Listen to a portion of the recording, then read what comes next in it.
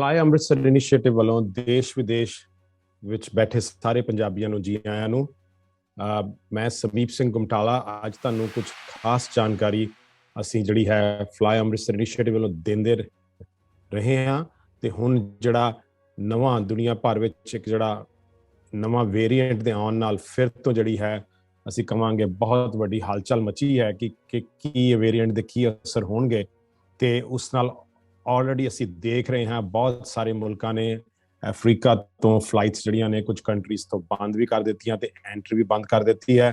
ਤੇ ਇਸੇ ਤਹਿਤ ਨਵੀਆਂ ਜਿਹੜੀਆਂ ਰਿਸਟ੍ਰਿਕਸ਼ਨਸ ਨੇ ਉਹ ਲੱਗ ਰਹੀਆਂ ਨੇ ਤੇ ਭਾਰਤ ਸਰਕਾਰ ਨੇ ਵੀ ਜਿਹੜਾ ਹੈ ਉਹ ਨਵੀਆਂ ਰਿਸਟ੍ਰਿਕਸ਼ਨਸ ਜਿਹੜੀਆਂ ਨੇ ਉਹ ਲਾਗੂ ਕੀਤੀਆਂ ਨੇ ਹੁਣ। ਤੇ ਉਸੇ ਤਹਿਤ ਅੰਮ੍ਰਿਤਸਰ ਦੇ ਸ੍ਰੀ ਗੁਰੂ ਰਾਮਦਾਸ ਜੀ ਅੰਤਰਰਾਸ਼ਟਰੀ ਹਵਾਈ ਅੱਡਾ ਜਿੱਥੋਂ ਕਿ ਅੰਤਰਰਾਸ਼ਟਰੀ ਫਲਾਈਟਸ ਜਿਹੜੀਆਂ ਨੇ ਆਪਰੇਟ ਹੁੰਦੀਆਂ ਨੇ, ਖਾਸ ਕਰਕੇ ਇਸ ਵਕਤ ਜੋ ਹੈ ਉਹ ਅੰਮ੍ਰਿਤਸਰ ਤੋਂ ਲੰਡਨ ਬਰਮਿੰਗਮ ਕਾਫੀ ਚਾਰਟਰ ਫਲਾਈਟਸ ਜਿਹੜੀਆਂ ਨੇ ਉਹ ਇਟਲੀ ਰੋਮ ਤੇ ਮਿਲਾਨ ਲਈ ਜਿਹੜੀਆਂ ਆਪਰੇਟ ਹੋ ਰਹੀਆਂ ਨੇ। ਤੇ ਨਾਲ ਦੀ ਨਾਲ ਕਤਰ ਏਅਰਵੇਜ਼ ਦੀ ਅੰਮ੍ਰਿਤਸਰ ਦੋਹਾ ਫਲਾਈਟ ਜਿਸ ਨਾਲ ਤੁਸੀਂ ਨਾਰਥ ਅਮਰੀਕਾ ਤੋਂ ਅਤੇ ਯੂਰਪ ਦੇ ਬਹੁਤ ਸਾਰੇ ਮੁਲਕ ਤੋਂ ਵੀ ਕਾਫੀ ਯਾਤਰੀ ਜਿਹੜੇ ਨੇ ਉਹ ਅੰਮ੍ਰਿਤਸਰ ਪੰਜਾਬ ਨੂੰ ਪਹੁੰਚਦੇ ਨੇ। ਤੇ ਨਾਲ ਦੀ ਨਾਲ UAE ਜਿਹੜਾ ਕਿ ਸਭ ਤੋਂ ਵੱਡੀ ਜਿਹੜੀ ਚੀਜ਼ ਇਸ ਵਕਤ ਹੈ ਉਹ UAE ਦੇ ਆਬੂ ਧਾਬੀ, ਸ਼ਾਰਜਾ ਤੇ ਦੁਬਈ, ਇਹਨਾਂ 3 ਏਅਰਪੋਰਟਸ ਤੋਂ ਜਿਹੜੀਆਂ ਨੇ ਫਲਾਈਟਸ ਜਿਹੜੀਆਂ ਨੇ ਅੰਮ੍ਰਿਤਸਰ ਦੇ ਏਅਰਪੋਰਟ ਤੋਂ ਆਪਰੇਟ ਹੋ ਰਹੀਆਂ ਨੇ।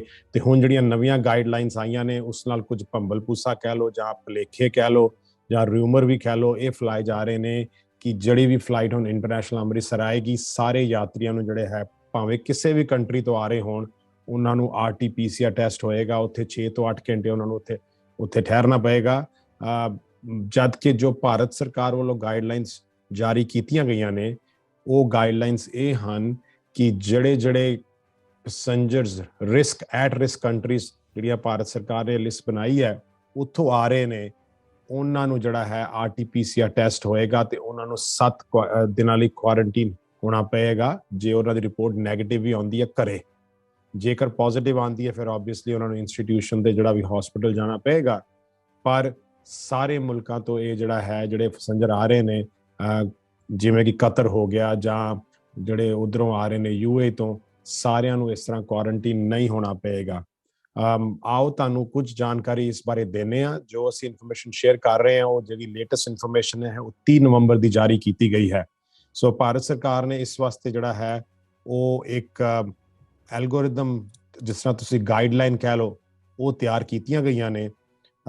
ਤੇ ਇਹ ਜਿਹੜੀਆਂ ਗਾਈਡਲਾਈਨਸ ਨੇ ਉਹ ਬੜੇ ਕਲੀਅਰਲੀ ਮੈਂਸ਼ਨ ਕਰ ਰਹੀਆਂ ਨੇ ਕਿ ਕਿਸ ਤਰ੍ਹਾਂ ਤੁਹਾਨੂੰ ਹੈ ਡਿਫਰੈਂਟ ਜਿਹੜੀਆਂ ਆਪਸ਼ਨਸ ਨੇ ਉਹ ਤੁਹਾਨੂੰ ਹੋਣਗੀਆਂ। ਇਹ ਜਿਹੜੀਆਂ ਆਪਸ਼ਨਸ ਨੇ ਇਹ ਦਿੱਲੀ ਹਵਾਈ ਅੱਡੇ ਦੇ ਤੁਸੀਂ ਲੈਂਡ ਕਰਦੇ ਜੇ ਫਿਰ ਵੀ ਐਪਲੀਕੇਬਲ ਨੇ। ਸੋ ਜਿਹੜਾ ਵੀ ਕੋਈ ਪੈਸੰਜਰ ਪਿਛਲੇ ਕਈ ਮਹੀਨਿਆਂ ਤੋਂ ਜਦੋਂ ਫਲਾਈਟ ਸ਼ੁਰੂ ਹੋਈਆਂ ਨੇ, ਜਦੋਂ ਤੁਸੀਂ ਆਉਂਦੇ ਜੇ ਤੁਸੀਂ ਨਿਊ ਦਿੱਲੀ airport.in ਤੇ 72 ਘੰਟੇ ਦੇ ਵਿੱਚ ਜੇਕਰ ਤੁਸੀਂ ਅਮਰੀਕਾ, ਕੈਨੇਡਾ ਜਾਂ ਕਿਤੇ ਵੀ ਜਾ ਰਹੇ ਜੇ ਇੰਡੀਆ ਨੂੰ ਤੇ ਤੁਸੀਂ 72 ਘੰਟੇ ਦੇ ਵਿੱਚ ਆਪਣਾ ਕੋਵਿਡ ਦਾ ਟੈਸਟ ਕਰਵਾਉਣਾ ਹੈ। ਕਰਵਾ ਕੇ ਤੇ ਤੁਸੀਂ ਆਪਣੀ ਜਿਹੜੀ ਸਾਰੀ ਜਾਣਕਾਰੀ ਹੈ ਨਿਊ ਦਿੱਲੀ airport.in ਤੇ ਤੁਸੀਂ ਸਕਰੀਨ ਤੇ ਦੇਖ ਸਕਦੇ ਹੋ, ਤੁਸੀਂ ਇੱਥੇ ਅਪਲੋਡ ਕਰਨੀ ਹੈ। ਸੋ ਇਹ ਜਿਹੜਾ ਤੁਹਾਡਾ ਕੋਵਿਡ ਦਾ ਟੈਸਟ ਹੈ ਉਹਦੀ ਰਿਪੋਰਟ ਵੀ ਸਾਰੀ ਅਪਲੋਡ ਹੋਏਗੀ। ਤੁਹਾਡਾ ਜਿਹੜਾ ਸ਼ਡਿਊਲ ਹੈ, ਕਿਹੜੀ ਤੁਹਾਡੀ ਫਲਾਈਟ ਪਹਿਲੀ ਹੈ, ਕਿਹੜੀ ਤੁਹਾਡੀ ਫਾਈਨਲ ਡੈਸਟੀਨੇਸ਼ਨ ਹੈ।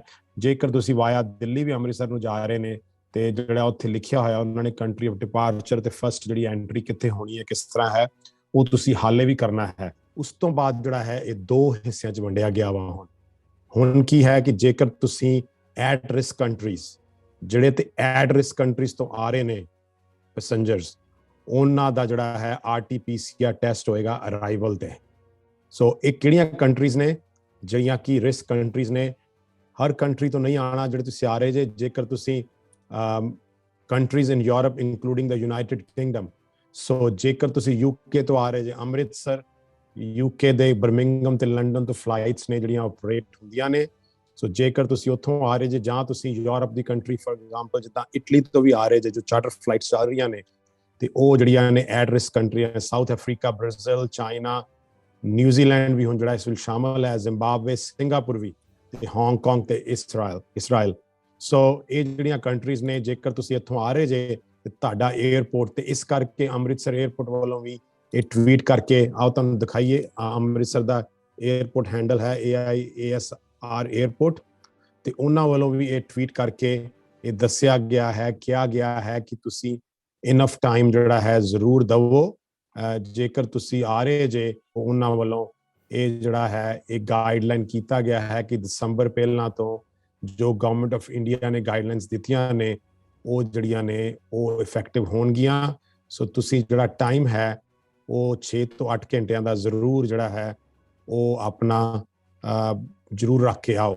ਸੋ ਇਸ ਕਰਕੇ ਇਹਨਾਂ ਨੇ ਇਹ ਜਿਹੜਾ ਕੰਟਰੀਜ਼ ਨੇ, ਇਹ ਰਿਊਮਰ ਨੇ ਜਾਂ ਲੋਕਾਂ ਨੂੰ ਭੁਲੇਖਾ ਪੈ ਰਿਹਾ ਹੈ ਕਿ ਹਰ ਕੰਟਰੀਜ਼ ਤੋਂ ਜਿਹੜੇ ਆ ਰਹੇ ਨੇ ਉਹਨਾਂ ਦਾ ਟੈਸਟ ਹੋਏਗਾ, ਜਿਹੜੇ ਕਿ RT-PCR ਟੈਸਟ ਔਨ ਅਰਾਈਵਲ ਹੋਏਗਾ, ਤੇ ਜਿਹੜੀਆਂ ਨਹੀਂ ਆ ਰਹੇ ਐਕਸਕਲੂਡਿੰਗ ਕੰਟਰੀਜ਼ ਐਟ ਰਿਸਕ, ਉਹਨਾਂ ਦਾ ਰੈਂਡਮਲੀ ਜਿਹੜਾ ਹੈ 2% ਟਰੈਵਲਰਸ, ਜੇਕਰ ਮੈਂ ਜਾਂ ਕੋਈ ਹੋਰ ਵੀ ਅਮਰੀਕਾ ਤੋਂ ਕੋਈ ਵੀ ਡੈਸਟੀਨੇਸ਼ਨ ਤੋਂ ਨਿਊਯਾਰਕ ਤੋਂ ਦੋਹਾ ਤੋਂ ਅੰਮ੍ਰਿਤਸਰ ਜੇ ਕਤਰ 에ਅਰਵੇਜ਼ ਤੇ ਤੁਸੀਂ ਅਰਾਈਵ ਹੁੰਦੇ ਜੇ, ਜਾਂ ਤੁਸੀਂ ਦੁਬਈ ਤੋਂ ਅੰਮ੍ਰਿਤਸਰ ਜਿਹੜੀਆਂ ਫਲਾਈਟਸ ਨੇ ਸ਼ਾਰਜਾ ਤੋਂ ਉੱਤੇ ਆਉਂਦੇ ਜੇ, ਰੈਂਡਮਲੀ ਜਿਹੜੇ ਵੀ ਸਵਾਰੀਆਂ ਹੋਣਗੀਆਂ ਉਹ 2% ਕੋਈ ਵੀ ਕਿਸੇ ਨੂੰ ਉਹ ਰੈਂਡਮਲੀ ਚੈੱਕ ਕਰ ਸਕਦੇ ਨੇ। ਜੇਕਰ ਤੁਸੀਂ ਐਟ ਰਿਸਕ ਕੰਟਰੀਜ਼ ਤੋਂ ਆ ਰਹੇ ਜੇ ਤੇ ਤੁਹਾਨੂੰ ਟੈਸਟ ਨੈਗੇਟਿਵ ਵੀ ਆ ਗਿਆ, ਫਿਰ ਵੀ 7 ਦਿਨ ਲਈ ਕੁਆਰੰਟੀਨ ਹੋਣਾ ਪਏਗਾ।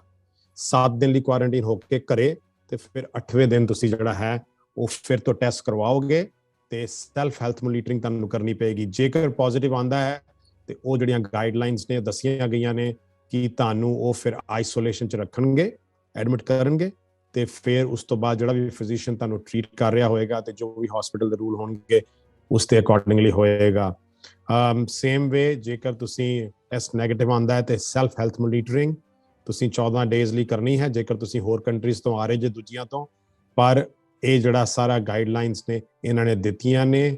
ਜੇਕਰ ਤੁਸੀਂ ਇਹ ਗਾਈਡਲਾਈਨਸ ਦੇਖਣਾ ਚਾਹੁੰਦੇ ਹੋ, ਆਪ ਖੁਦ ਪੜ੍ਹਨਾ ਚਾਹੁੰਦੇ ਹੋ, ਤੇ ਇਹ ਜਿਹੜੀਆਂ ਗਾਈਡਲਾਈਨਸ ਨੇ ਇਹ ਵੈਬਸਾਈਟ ਜਿਹੜੀ ਹੈ ministry of health family and health government of India ਉੱਤੇ ਪੂਰਾ ਦੱਸਿਆ ਗਿਆ ਹੈ।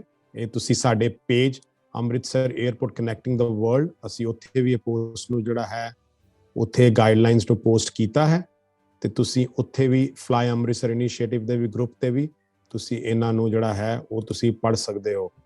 ਫਿਰ ਤੋਂ ਤੁਹਾਨੂੰ ਦੱਸ ਦਈਏ, ਜੇਕਰ ਤੁਸੀਂ 12 ਕੰਟਰੀਜ਼ ਜਿਹੜੀਆਂ ਇਹ ਨੇ ਜਿਹੜੀਆਂ ਐਟ ਰਿਸਕ ਕੰਟਰੀਜ਼ ਨੇ, 12 ਤੋਂ ਵੱਧ ਹੀ ਨੇ ਕਿਉਂਕਿ ਯੂਰਪ ਦੀਆਂ ਕਾਫੀ ਕੰਟਰੀਜ਼ ਬਣਦੀਆਂ ਨੇ, ਫਿਰ ਤੋਂ ਮੈਂ ਦੱਸਦਾ ਕਿ 12 ਨਹੀਂ ਹਨ, 12 ਤੋਂ ਵੱਧ ਕੰਟਰੀਜ਼ ਨੇ, ਤੇ ਇਹ ਜਿਹੜੀਆਂ ਕੰਟਰੀਜ਼ ਨੇ ਯੂਰਪ ਦੀਆਂ ਵਿੱਚ ਸ਼ਾਮਲ ਨੇ। ਸੋ ਜਿਹੜੇ ਵੀ ਇਟਲੀ ਤੋਂ ਵੀ ਸਵਾਰੀਆਂ ਜਿਹੜੀਆਂ ਆਉਣਗੀਆਂ ਉਹਨਾਂ ਨੂੰ ਵੀ ਜਿਹੜਾ ਹੈ ਇਹ ਜਿਹੜਾ ਨਵੀਂ ਗਾਈਡਲਾਈਨਸ ਦੇ ਤਹਿਤ ਹੈ ਉਹ ਇਹ ਕਰਨਾ ਪਏਗਾ, ਟੈਸਟਿੰਗ ਕਰਵਾਉਣੀ ਪਏਗੀ ਆ ਕੇ ਫਿਰ ਤੋਂ 에ਅਰਪੋਰਟ ਤੇ। ਇਹਦੇ ਲਈ ਉਹਨਾਂ ਨੇ ਕਿਹਾ ਕਿ 6 ਤੋਂ 8 ਘੰਟੇ ਦਾ ਤੁਸੀਂ ਸਮਾਂ ਜਿਹੜਾ ਹੈ ਉਹ ਜ਼ਰੂਰ ਦਵੋ। ਅੰਮ੍ਰਿਤਸਰ ਹਵਾਈ ਅੱਡੇ ਦਾ ਜਿਹੜਾ ਟਵਿੱਟਰ ਹੈ ਉਹ ਹੈ @AAIASR 에ਅਰਪੋਰਟ, ਤੇ ਨਾਲ ਦੀ ਨਾਲ ਜਿਹੜਾ 에ਅਰ ਇੰਡੀਆ ਵੱਲੋਂ ਵੀ, ਕਿਉਂਕਿ ਜੇ ਤੁਸੀਂ ਦਿੱਲੀ ਆ ਰਹੇ ਹੋ ਤੇ ਦਿੱਲੀੋਂ ਤੁਹਾਡੀ ਅੰਮ੍ਰਿਤਸਰ ਦੀ ਫਲਾਈਟ ਹੈ ਤੇ ਅੱਗੇ ਜਿਹੜਾ ਸੀਗਾ ਤੁਹਾਨੂੰ ਜੇ ਨੈਗੇਟਿਵ ਰਿਪੋਰਟ ਹੈ ਇਹਨਾਂ ਕੰਟਰੀਜ਼ ਤੋਂ ਆ ਰਹੇ ਜੇ ਤੇ ਤੁਹਾਨੂੰ ਜਿਹੜਾ ਸੀਗਾ ਤੁਸੀਂ ਉਹ ਅੰਮ੍ਰਿਤਸਰ ਵੱਲ ਨੂੰ ਤੁਸੀਂ ਜਿਹੜੀ ਅਗਲੀ ਫਲਾਈਟ ਲੈ ਲਓਗੇ ਜੇ ਵਿਦਿਨ 2 ਆਵਰਸ ਦੀ ਫਲਾਈਟ ਹੋਵੇ।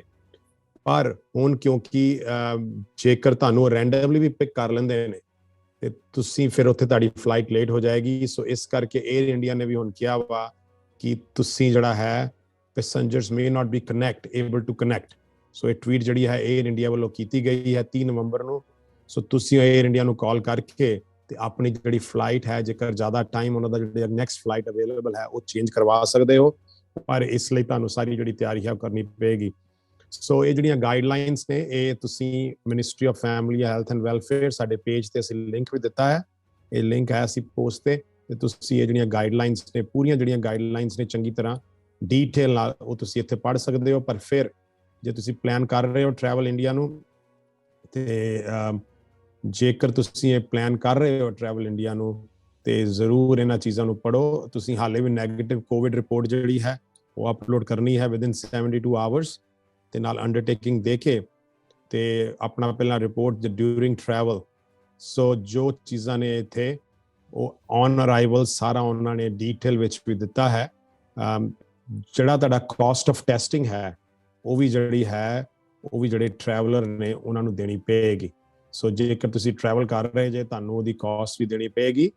ਤੇ ਜੋ ਇੰਟਰਨੈਸ਼ਨਲ ਅਰਾਈਵਲ ਜਿਹੜੇ ਹੋ ਰਹੇ ਨੇ ਸਾਰੇ, ਜੇਕਰ ਤੁਸੀਂ ਟ੍ਰਾਂਜ਼ਿਟ ਵੀ ਕਰ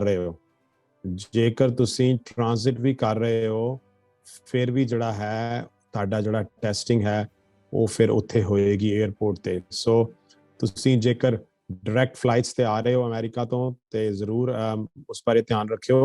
पर ਇਹ ਜਿਹੜੀਆਂ ਪੋਰਟਲ ਨੇ ਜ਼ਰੂਰ ਆਪਣਾ newdelhiairport.in ਤੇ ਇਹ ਫਾਰਮ ਜ਼ਰੂਰ ਭਰੋ। ਕਾਫੀ ਲੋਕ 에ਅਰਪੋਰਟ ਤੇ ਚਲੇ ਜਾਂਦੇ ਨੇ, ਉਹਨਾਂ ਕੋ ਕੋਵਿਡ ਦੀ ਨੈਗੇਟਿਵ ਰਿਪੋਰਟ ਹੁੰਦੀ ਹੈ, ਪਰ ਉਹਨਾਂ ਕੋ ਇਹ ਰਿਪੋਰਟ ਨਹੀਂ ਹੁੰਦਾ ਕਿ ਉਹਨਾਂ ਨੇ ਜਿਹੜਾ ਫਾਰਮ ਹੈ ਉਹ ਨਹੀਂ ਸਬਮਿਟ ਕੀਤਾ ਹੁੰਦਾ। ਇੱਕ ਨੰਬਰ ਜਨਰੇਟ ਹੁੰਦਾ ਹੈ, ਉਹ ਤੁਸੀਂ ਪੇਪਰ ਜਿਹੜਾ ਹੈ ਪ੍ਰਿੰਟ ਕਰਕੇ ਜਿਹੜਾ ਹੈ 에ਅਰਪੋਰਟ ਤੇ ਲੈ ਕੇ ਜਾਣਾ ਹੁੰਦਾ ਹੈ।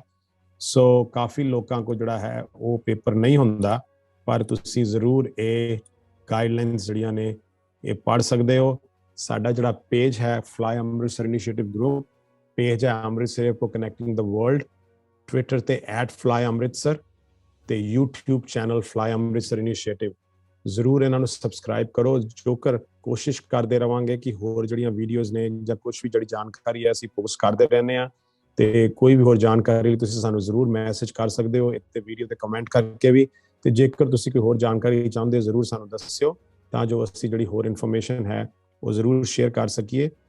ਫਿਰ ਤੋਂ ਦੱਸ ਦਈਏ, ਸਾਡਾ page Amritsar airport connecting the world Facebook ਤੇ ਫਲਾਈ ਅੰਮ੍ਰਿਤਸਰ ਇਨੀਸ਼ੀਏਟਿਵ।